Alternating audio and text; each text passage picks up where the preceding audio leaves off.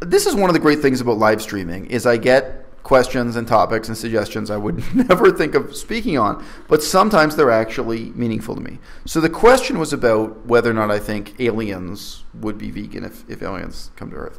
But for me, this sparks off a different set of questions.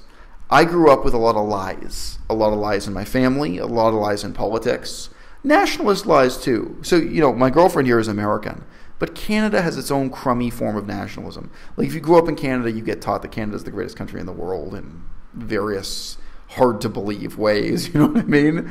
I'll tell you this. When I went and applied to join the Canadian military, they were trying to tell me all the ways in which the Canadian Army was like the best army. They were not very credible. I was like, really? You think the U.S. Marine Corps recruiter across the street can't do a better job? It's funny. I grew up with lies of various kinds.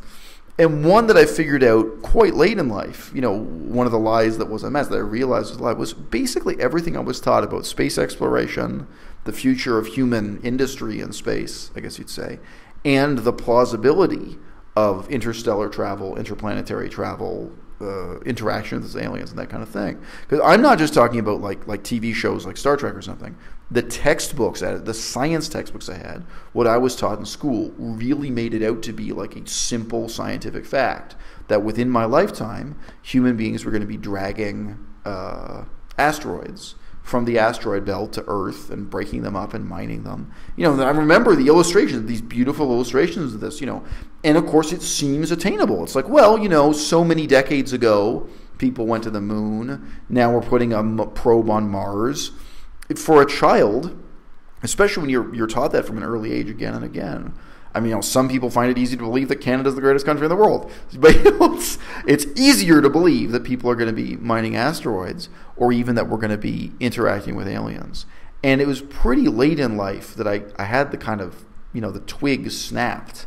And I realized space aliens for my generation are just as ridiculous as elves 500 years ago.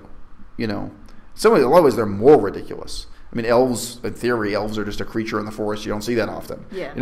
Like, well, if the forest exists, you could believe in it's something like an elf. That was a shock. I mean, that was something from my childhood. I didn't think of space aliens. And again, I guess I should be clear. The point is not that somewhere in the universe, impossibly far away, of course, evolution could happen on some other planet, on some other star. Right. The point is whether or not it's plausible or possible in any way for us to travel to that planet or vice versa, for us to interact with or communicate with them. And indeed, I mean, I saw a YouTube video recently just getting into the number of tons of dynamite that it would take to move an asteroid from the asteroid belt to the Earth. And you can draw a diagram. Here's the size of the asteroid. Here's the size of the mass of TNT or any other explosive use. And it's ridiculous. And it's, and that's not, still to this day, I assume that's not what we're teaching children. We're not teaching children space aliens and space travel. This is really a figment of the imagination. Instead, we're teaching them this is the greatest possible use of taxpayers' dollars. You know what I mean? That NASA is paving a golden road to exactly these impossible things. Yeah, I have thought about this. Yeah. If an alien is advanced enough to make it to planet Earth, I would hope that they would be vegan. I would hope that they would have reached a level of intelligence and peace and harmony within their culture to be vegan, but I don't know. I don't know. What if you have a race of aliens that are more similar to the blue whale that eats krill? Blue whales will never be vegan. But I've also thought, if they are intelligent enough to make it here, maybe they would also just see Earth as a resource to mine things, and so maybe not at all. Maybe not at all possible that they would be. Look, okay, I'll give you another example. They wouldn't be able to eat anything on our planet anyways. But look, so the website PayPal. The multimillionaire founder of the website PayPal, he has this program to colonize Mars. And there's so much wrong with it. And again, it's the easiest thing to show children. I saw in science textbooks pictures of people like farming on Mars, right? Yeah. And they're not telling you the soil on Mars is not soil. Yeah, right. The soil on Mars contains the same stuff women use to bleach their hair blonde. Peroxide. Yeah, hydrogen peroxide. Right.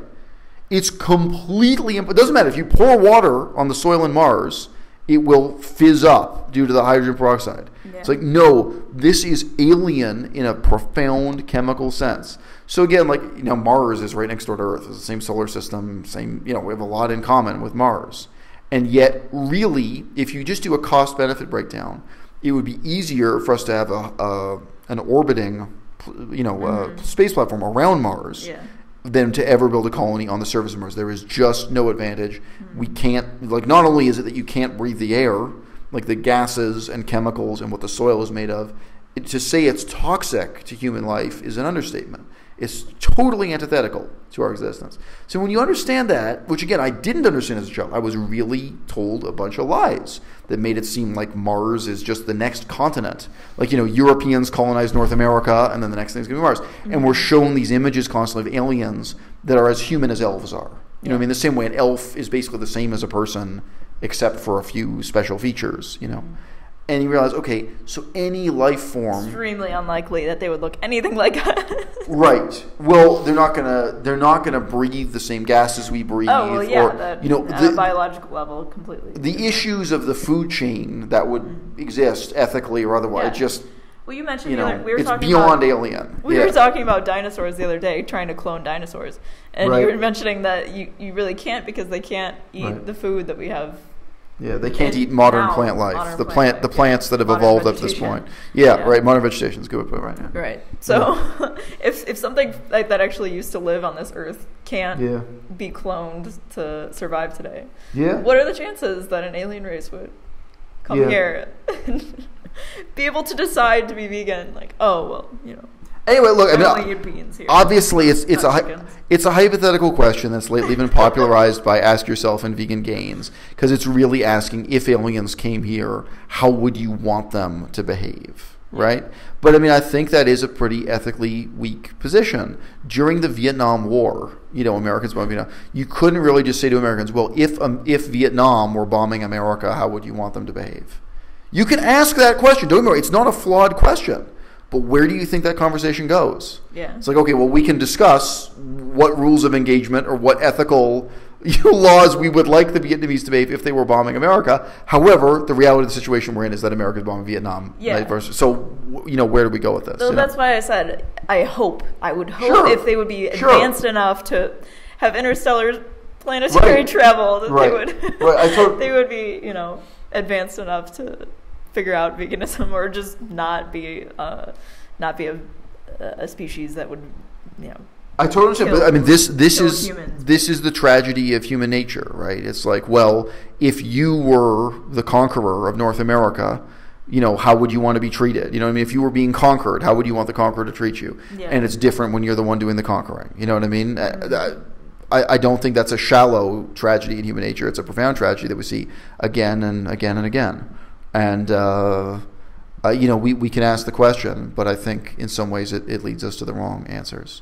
What I'm really interested in morally, whether we're talking about bombing Vietnam or conquest or colonization or current and ongoing wars or bombing Mosul, what I'm really interested in are minimum standards, not, optimal maximum aspirations. You know what I mean? I'm not really interested in what's perfect for humanity or the perfection of humanity. Yeah. I'm interested in, like, okay, if you use Agent Orange, what are the consequences?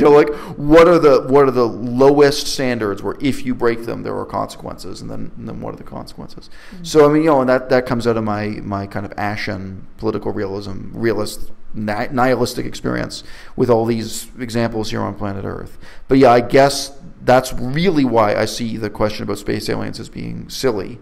Is because we're not asking about what are the minimum standards here, but it's it's a fantasy of how do we imagine human culture, civilization, alien civilization evolve to the highest level, to the highest point, some optimum achievement where because they're capable of interstellar space travel, they're capable of anything we imagine. How would you imagine them behaving? Why would you want them to behave? But for all I know, I would hope that they would be vegan, but probably not. This is also unlikely that it's Yeah, it's goofy to talk about. But... That's a wrap.